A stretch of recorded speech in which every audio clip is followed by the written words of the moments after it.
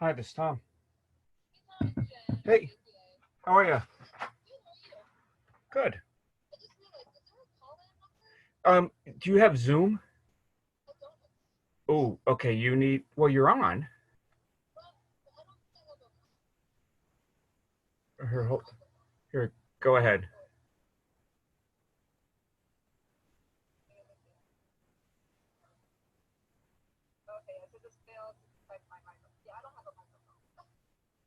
Oof. Um, I don't. Um, so I've got you. So are you on your computer or your phone? Okay. So if you can, do you have access to a computer? Okay. Okay. So if you can use your computer, it should be fine. Um, if not, I'm not sure how to. It says access to your. I have unmuted you on your phone or your computer. Oh, um, I know some people have done these from their speakers have done them from their phone. If you can log in that way,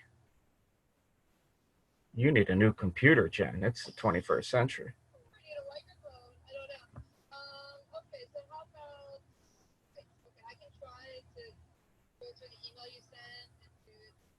Yeah, that's fine, and we'll figure it out. And if we don't have it, if it's taken you time to navigate through, uh, do you have Bill's contact info? Okay. He can have his tech person maybe walk you through on the side, and we can just go a little out of order until we solve it. So um, just just text me if we're and once we start, um, if you're not if you're not on yet, so I just know how to do it.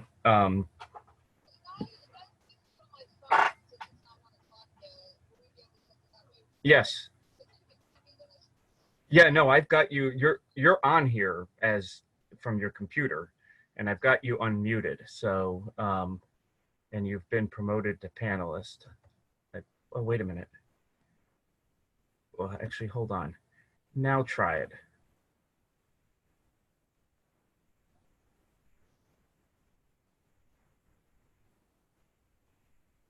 So, okay. All right. Well, try working it through your phone and just let me know.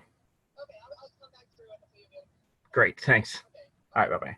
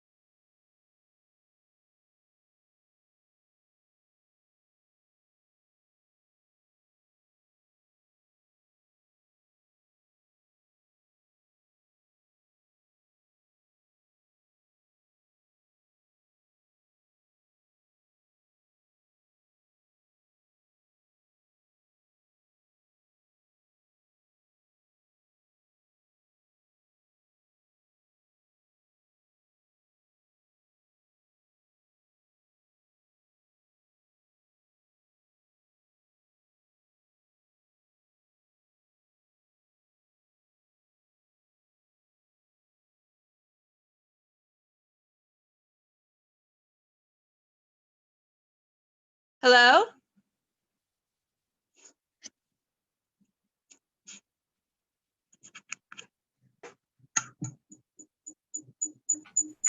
Jen, you there? I'm here. Can you hear me? Yep. Good. All right, we did it.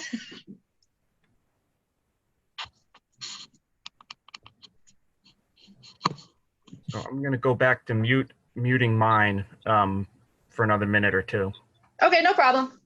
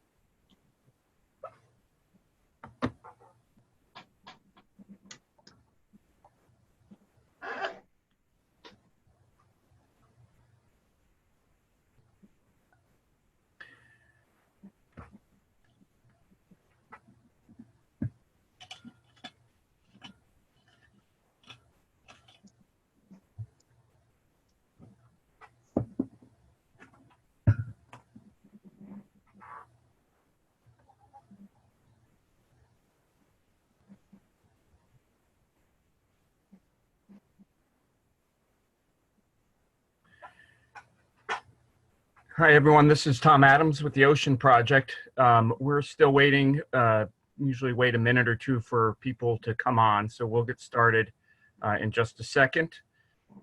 Thanks for joining us.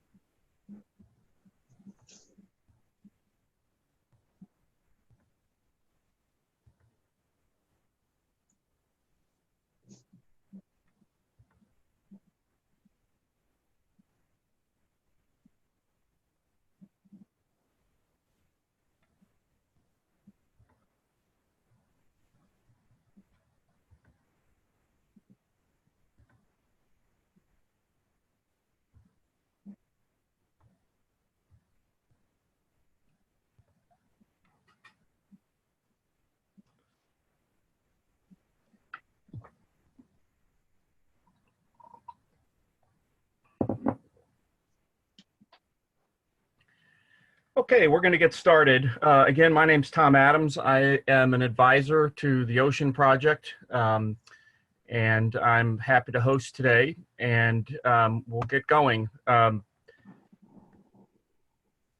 just a second. Okay, so we're really happy that we're able to do today's webinar just 2 days annual day, and we're having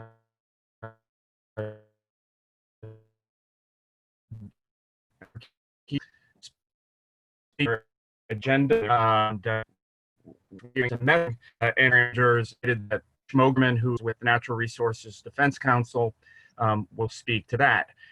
But that's today's agenda, and we are trying to keep this to 45 minutes. So I'm going to get going and talk as fast as I can. That's me. We always like to at least list some important days and events that are upcoming that may be of interest to everybody. And you see the first two, or first three actually, are days where a lot of people come to Washington, D.C., network with colleagues and peers and potential partners. Both the Capitol Hill Ocean Week and the AZA Lobby Day involve going up to Capitol Hill and meeting with members of Congress. The other thing I want to highlight, which is the second to the last bullet, is if you're interested in trying to host a member of Congress, they're basically off for a week or two around July 4th and for the entire month of August, basically up and through Labor Day. So this is a good time to start reaching out to those offices because they're beginning to look for meetings in both of those windows. Before Jennifer gets to talking about what AZA is going to be up to, we found in doing these webinars and talking with some of our partners, there's a lot of confusion about whether or not a nonprofit can lobby, engage in advocacy. And so I always like to put this up here. The IRS has a very narrow definition of what lobbying is, and it is either getting somebody to contact a public official, which would be grassroots lobbying, or doing it yourself, that would be direct lobbying, and asking them to take a specific action on a specific piece of legislation or regulatory. You can spend up to 15% of your annual budget on this. And I can just tell you from my background of working for nonprofits and for Chicago Zoological Society, it is almost impossible to reach that threshold with the amount of government relations you typically will do.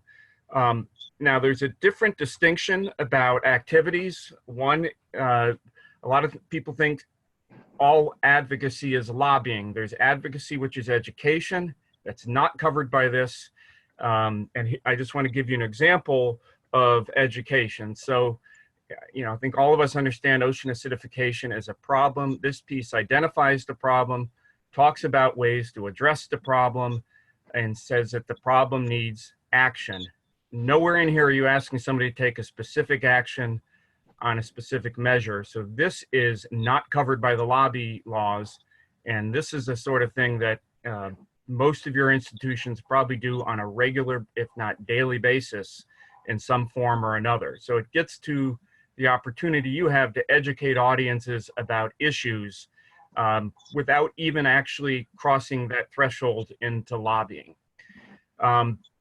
Jen is also going to talk about some of AZA's priorities, and without getting too far into the weeds, there's two basic processes in Congress. One is appropriations. They give out money. The other is authorizations. They basically say it's okay to spend money on this. So the way I always like to explain it, these are my parents, and my father would pretty much let us do anything, but he was cheap. So we would ask him for permission, and so he would authorize my activities. My mother was far less permissive, but more generous. So if it was okay with my father, we'd ask her for money, so she appropriated my activities. That is essentially what Congress does. There's one appropriations committee in the House and Senate, And all the other committees in the House and Senate are basically authorizing committees. So the one thing I like to stress is zoos and aquariums and museums are in a unique position because you can tell stories using animals like this and the experiences children have and families have at your institution. So it makes you very powerful messengers. So I want to turn it over to Jennifer now. She's been with AZA, I think, about 10 years as their Vice President for Congressional Affairs. And she spent time before that in several Capitol Hill offices, including as a legislative director for former Representative Mary Jo Kilroy from Ohio. So Jen, the floor is yours. Great. Thank you, Tom. Let me know when you want me to turn the slides. Okay, you can go ahead now. Okay. Great. Thank you. So the first ask that we'll be asking attendees to make this year of House offices is to join the Zoo and Aquarium Caucus, which is co-chaired by Representatives Dan Lipinski from Illinois and Jeff Fortenberry from Nebraska. The goals of the caucus are to recognize the impact of America's zoos and aquariums as they promote science education, conservation, and family recreation, foster appreciation for the work of zoos and aquariums as they inspire stewardship, caring, and discovery through engaging exhibits and conservation education programs, and promote zoos and aquariums as centers of excellence in science and environmental education and natural partners with public schools. The caucus is comprised both of House members who represent AZA facilities and those who support the mission of AZA accredited facilities. Next slide, please.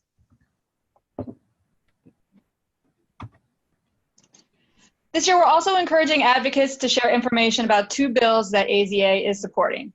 First is HR 864, the Wildlife Conservation and Anti-Trafficking Act. This legislation would provide additional tools and resources for prosecuting and preventing wildlife trafficking.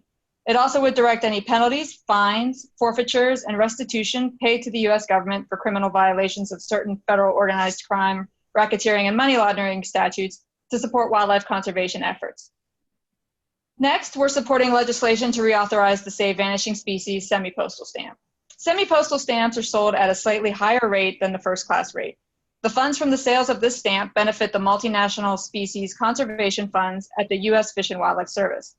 Those funds benefit conservation projects for great apes, rhinos and tigers, Asian and African elephants, and marine turtles, freshwater turtles, and tortoises. The legislation would direct the U.S. Postal Service to continue selling the stamp until all stamps are sold. Next slide, please. We also are supporting several appropriation items, including $8 million for the ESA Recovery Challenge Grant Program. This program was created in FY 2018 in recognition of the critically important role of nonprofit partners in the U.S. Fish and Wildlife Service's endangered species recovery efforts. Through merit-based matching grants, the program provides funding to support and enhance these efforts. The grants are limited to nonprofit organizations implementing the highest priority recovery actions identified in recovery plans, such as for genetically sound breeding, rearing, and reintroduction programs. We're also supporting 3 science education-related appropriations efforts at NOAA and EPA. Since 2015, the Environmental Literacy Grants Program has focused on helping communities build the environmental literacy necessary for resilience to extreme weather events and other environmental hazards.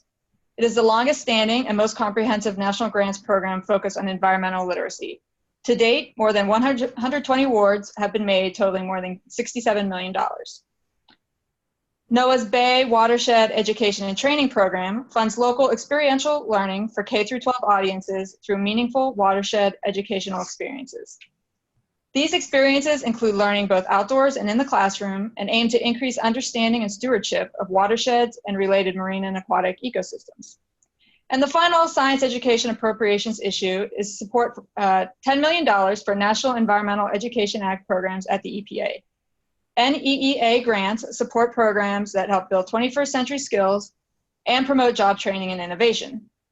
Other appropriations asks include $4 million for the Prescott Marine Mammal Rescue Assistance Grant Program, which provides grants or cooperative agreements for recovery and treatment of stranded marine mammals, data collection from living or dead stranded marine mammals, and facility upgrades, operation costs, and staffing needs directly related to the recovery and treatment of stranded marine mammals. And we are supporting funding for the Office of Museum Services at the Institute of Museum and Library Services. The Office of Museum Services awards grants to museums to support them as institutions of learning and exploration and keepers of our cultural, historical, and scientific heritages. Grants are awarded in a number of areas, including educational programming, professional development, and collections management. Next slide, please. Oh, sorry, Jen, hold on.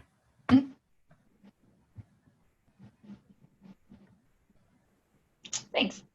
We also are supporting funding for several international wildlife conservation programs at the State Department and U.S. Agency for International Development. You can learn more about these programs at the National Security website listed on this slide. Next slide, please.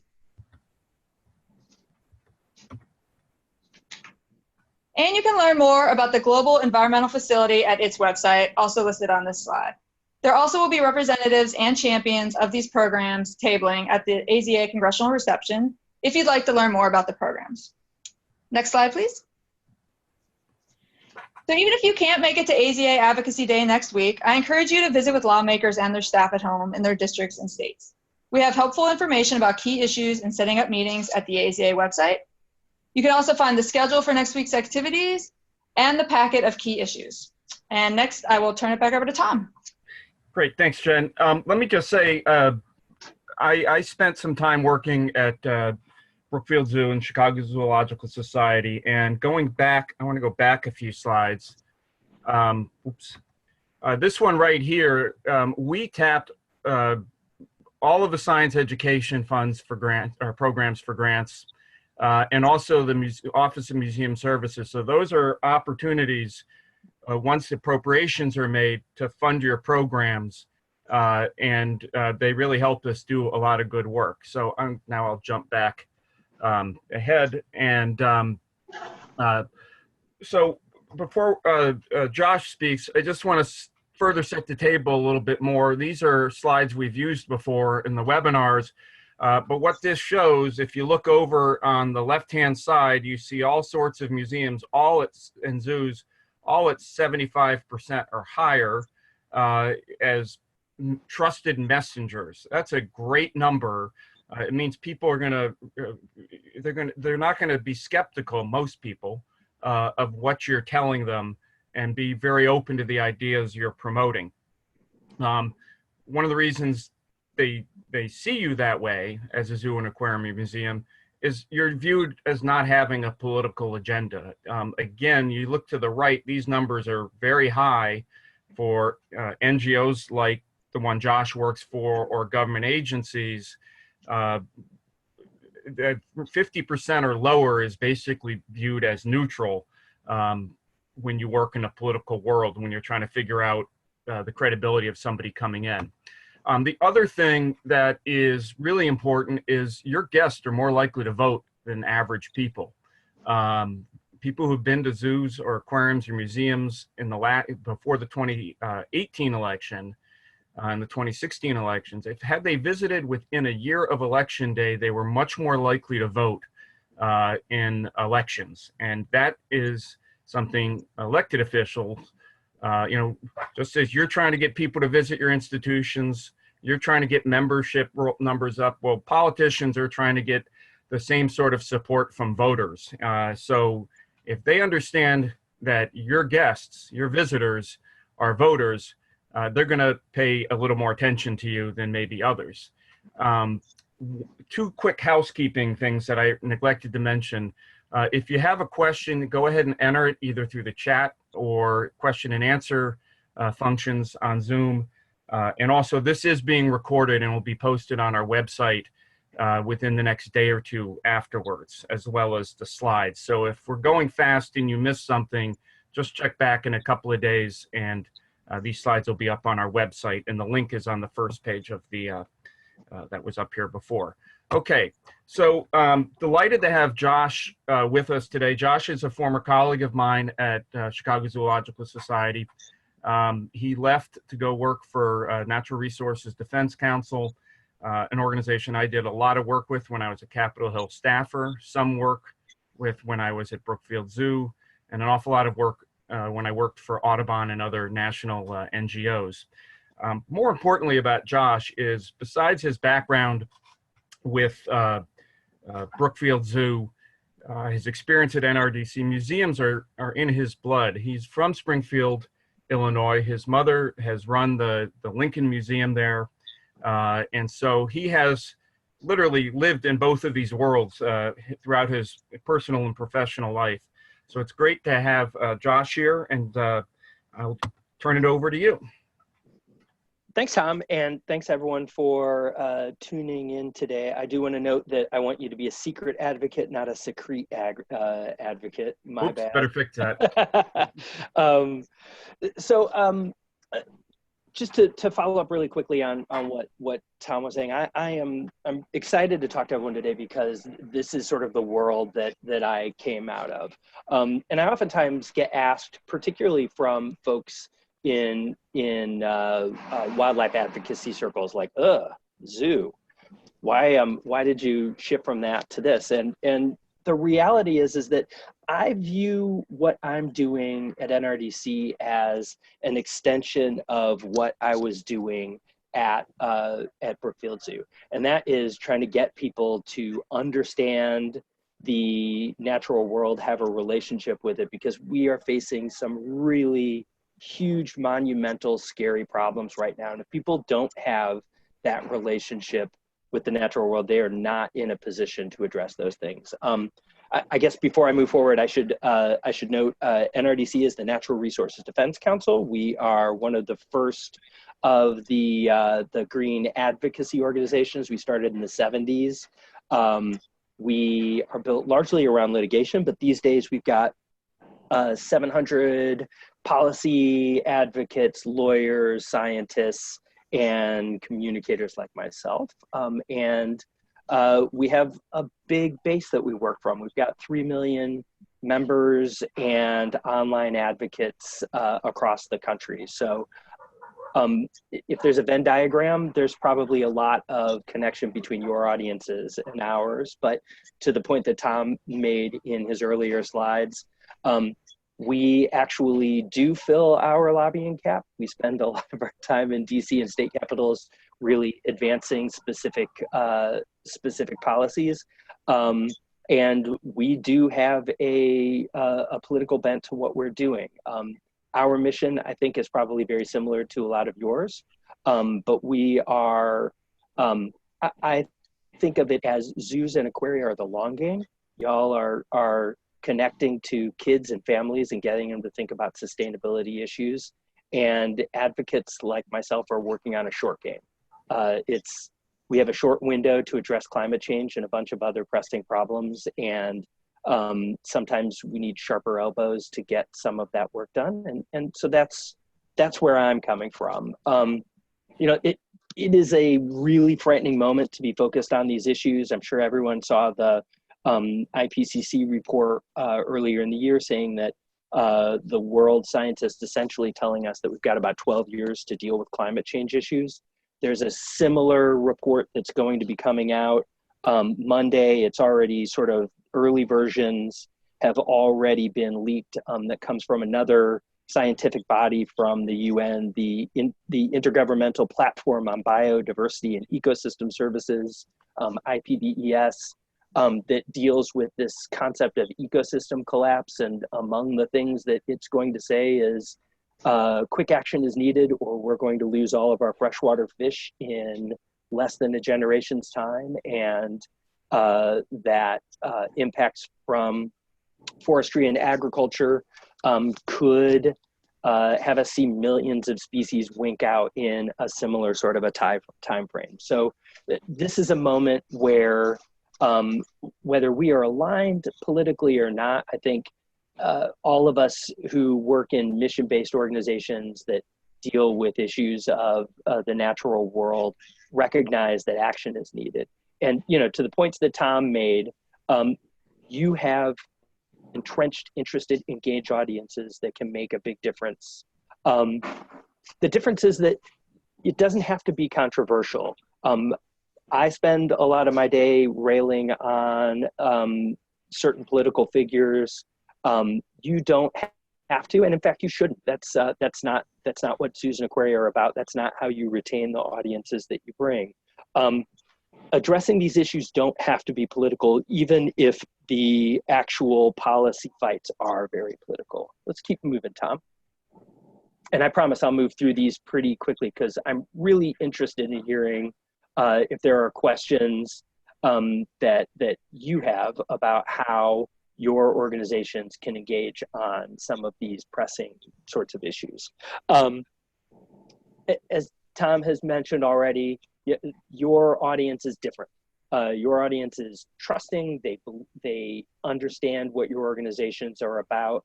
And I am, as a former ZUI, really, really interested in figuring out ways that we could work together to figure out how to move people along in thinking about some of these really pressing issues that we're dealing with. And that, you're doing this, we'll talk about this a little bit more moving through. You're doing this already. I mean, you have signage that talks about status of wild populations and about pressing issues in various ecosystems. What I'm looking for are opportunities to get us out of the interpretives and into ways of direct engagement with your visitors. How do you get your docents to talk about some of these things? How do we build some of these kinds of things into places where there's potentially more flexibility in having those messages be timely? Let's keep going, Tom.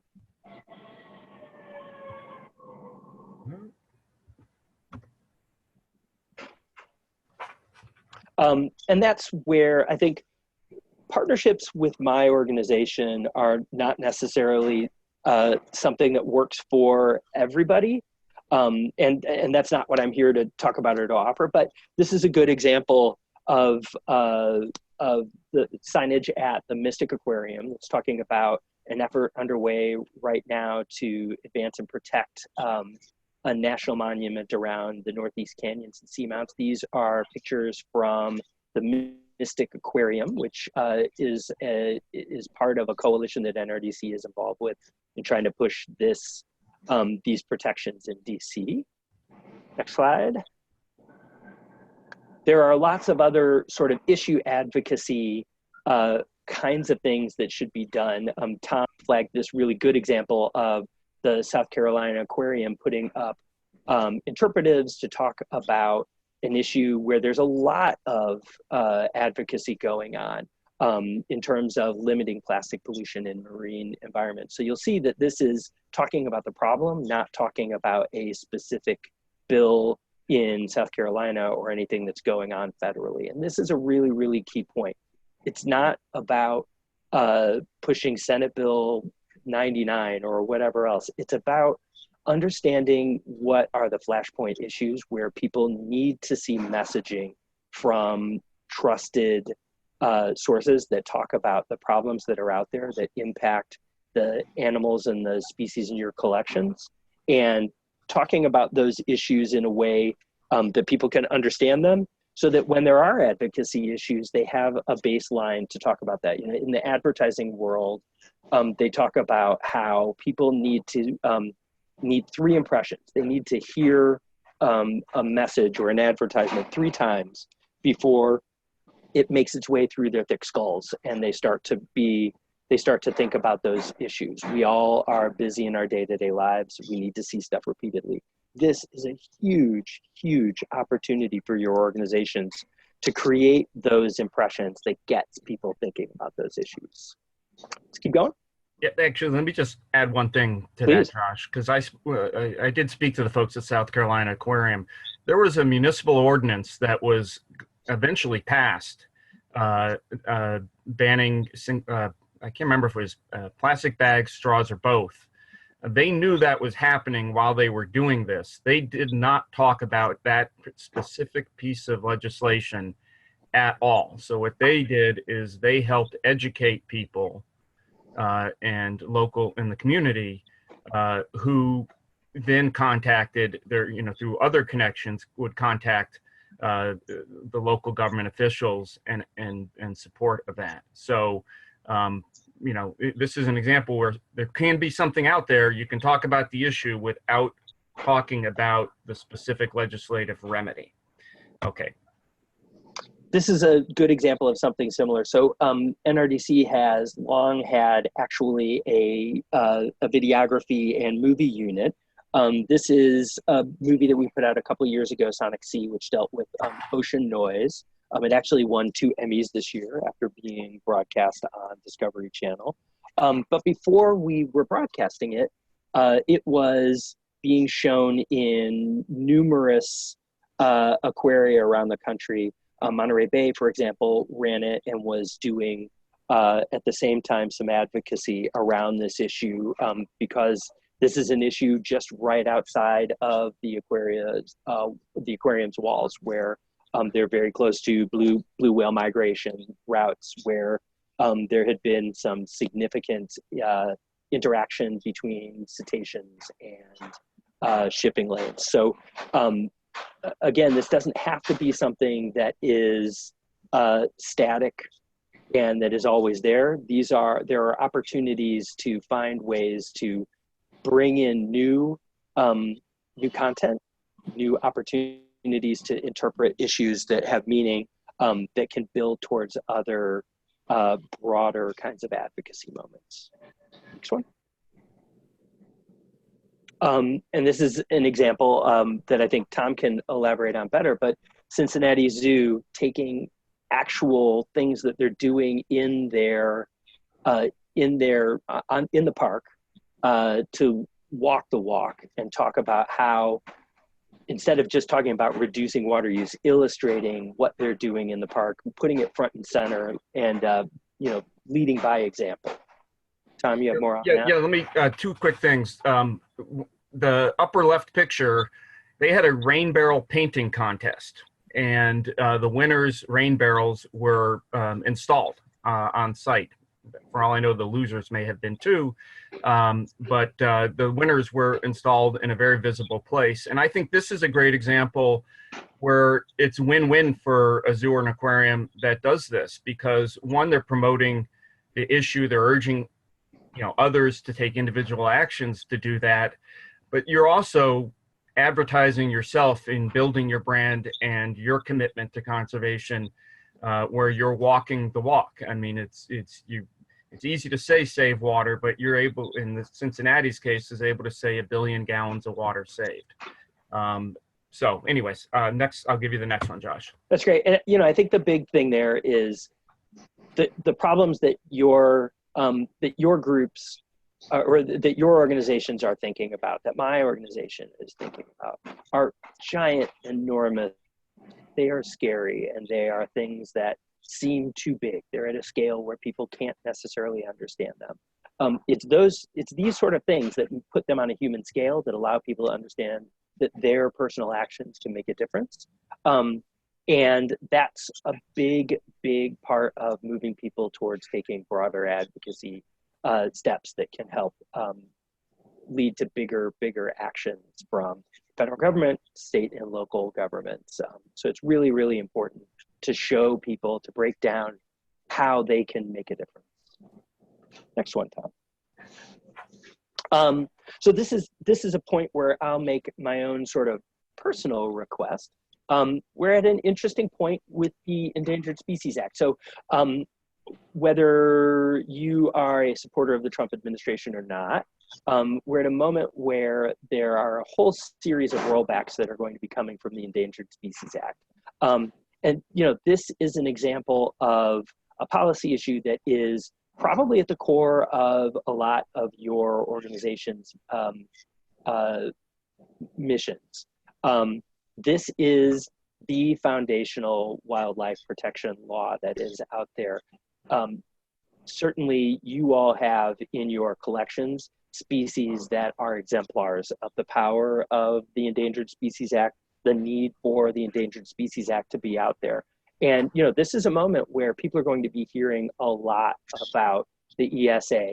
And you can make a big difference, not necessarily by saying these rollbacks are horrible, although I'd love it if you wanted to do that. This doesn't have to be a political issue. By talking about the impact that this landmark law has had in keeping the species that are in your collections on the planet, or others that people recognize, you will be doing a great service towards giving people those three impressions, getting people thinking about this important landmark law and about how it probably needs to stay on the landscape. Next one. Which that actually might be the end of my slides. Yeah. So usually when I do these, I run through the slides because frankly, I'm not really all that interesting, and I'm much more interested in hearing questions or thoughts that you might have in terms of ways that organizations like mine, and I'm not just here to talk about NRDC, it's how can zoos and aquaria work to address some of these big pressing issues that are coming. So I'm really interested in hearing thoughts from y'all about, are there ways that groups like mine can be helpful? And are there ways that you would like to be working with organizations? I'm not putting anyone on the spot trying to develop a partnership here, but I'm very interested in hearing this. And I'll throw out one other example that actually, when Tom reached out to me about this, we were both thinking of the same thing. Right around the time that I actually had been hired by NRDC, totally coincidentally, the director of NRDC's wildlife program was reaching out to see if there was an opportunity to use the zoo as a backdrop. NRDC was part of a coalition that, going back probably 12 or 13 years ago, was petitioning to get polar bears onto the endangered species list. And we're looking for opportunities to make that meaningful to people, particularly around the country in places that, polar bears aren't walking around in. So Andrew Wessler, who ran our wildlife team at the time, happened to be in Chicago and did a press conference at Brookfield Zoo in front of the polar bear exhibits with Stuart Strahl, the director of the Center Zoological Society. And those little minor things are really, really important. It's the visuals that have meaning to local media, but more importantly, it is an organization saying, yes, this is a real threat and a real problem. That goes back to the brand that y'all have and the importance and the value that people place in what your organizations say is or is not a problem. So let me pause there. Anybody have questions? Any things that are on your mind that we can talk about? Actually, Josh, hold on. One more slide. Just to reinforce please. A lot of the points. And by the way, that press conference was great. It was a great visual. We had a bunch of TV there. Both the Chicago newspapers had pictures of it, so it was actually great advertising in terms of our polar bears. So a couple of things, and this is trying to tie a lot of things together that have been talked about today. But what makes a zoo and aquarium different than a lot of other people who come into a decision maker's office is, first of all, people come to you. And you have a lot of programs that are based with schools and kids, and their parents come and visit. They have a good experience. Those parents are voters, and we've already talked about how they're more likely to vote if they visit a zoo or an aquarium. They're looking for information on how to help, and they trust what you say. And it helps move decision makers. Also, engaging on these things, people will understand that you're guided by science, not politics. And that gets back to a point Josh made. You can you have scientists on staff who can look at the data and offer your own opinions about what's the problem and what needs to be done to fix the problem without lobbying. But that can also help shape the debate and the solutions. And then, finally, up on Capitol Hill now, it's almost past, so you have to be able to go and articulate that you make contributions to the economy. And I know Jen, they talk about that when they go up to Capitol Hill. The zoos and aquariums have an enormous economic impact. But more importantly, the jobs that you have, both on staff, full-time, part-time, vendors you use, those jobs aren't threatened to be exported to another state or country, because you're anchored in the community, which makes your leaders, yourselves, your trustees, community leaders, and you've got a lot of connections to you. So people are definitely interested in that. So we have reached the end, and we're happy to answer any questions that people have, and I see one here. While I'm trying to read it, I just want to make sure everyone, we are very appreciative at the Ocean Project to the Gordon and Betty Moore Foundation for funding these webinars. And the next one, as I said, will be on June 14th. It was listed on a slide earlier.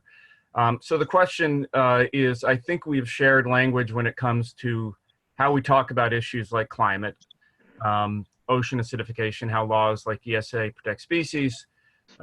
All of us in the zoo and aquarium field, along with lobbying organizations with similar missions, can be united in that shared language and help these messages stick in people's brains a lot. Is that something NRDC works with zoos and aquariums on? And then I should have said, Josh, from the very beginning, they're interested in your answer, not mine. But I think the answer is yes. Yeah, I think the answer is yes. I think I'd love to figure out a way to make it an easier, more formal thing. I think there've been a lot of kind of vicarious interactions. Here in Chicago, there's been interaction around, for example, the Asian carp issue, the issue of an invasive species making its way out of the Mississippi River system into the Great Lakes. And we've had a lot of conversations with, for example, the Shedd Aquarium and the Lincoln Park Zoo here and Brookfield Zoo about what shared language that we can talk about in this, and a way for the advocates to be, a little more pushy, but for the zoos and aquariums to talk about the real threat that comes from this and the real value of taking action, which, frankly, on a lot of these things, there can be winners and losers. And there are real impacts to, for example, shipping, to making an ecological divide to keep Asian carp out of the Great Lakes. So we have a lot of those informal interactions. There are other broader kinds of efforts, like, for example, the canyons and seamounts effort, where particularly with aquaria working in coalition, there is really active effort to share messaging, to share language, to share background materials that can be used to pull together the sorts of interpretives that you saw in that slide. And we're interested in finding opportunities for other issues where that kind of a thing can make sense. Let me just add to that. Josh's contact information is in here. I know he would welcome those inquiries. There's also a request, Josh, for you to type an answer in here if you have the opportunity to do that. And I will guarantee you he will respond to it, because I don't know if how many of you may know Josh's wife, Joelle Mogerman, but if he doesn't respond to you, she will get him to respond to you. And then Jen, this is a question I think that you're best suited to answer about whether or not there's a Senate Zoos and Aquariums caucus. Sure. There is not a Senate caucus. The caucus thing is really more of a House thing. I think there are some bicameral caucuses, and there might be some Senate ones, but really it's just for House members, at least at this point. And with all the retirements and people running for other office, we're constantly trying to replenish our numbers. So definitely a big priority for us. Yeah, we've talked in past webinars about how many new members of the House there were in this last election, which means a lot of zoos and aquariums have new representatives. And this is a good talking point to go in and ask them about. And I would encourage those who are not able to come to Washington next week to really go to the website of AZA, and they have information about important issues, and they have a great function where you basically just enter your information, it finds your representative and senators, and your views can be sent with a couple of clicks. And that's on the Government Affairs website there. That is the only other question we have. Let me just check. There's nothing in the chat box. So thank you all for joining us again. Again, I encourage you to go to theoceanproject.org and look under the initiatives tab. That's where you'll find recordings of this and the 8 previous webinars, along with PDF files with all of the slides. On that same page, there's more information about some pilot projects we did on visitor engagement next year that we're going to be expanding, and we'll be talking a bit more about that in future webinars. And there's also a regular blog post, so there may be some information in there that is of interest to you. So again, I want to thank Jen and Josh for helping us out today, and we look forward to seeing you guys at the next webinar in June. Thank you all. Have a great weekend. Thanks, Tom. Thanks.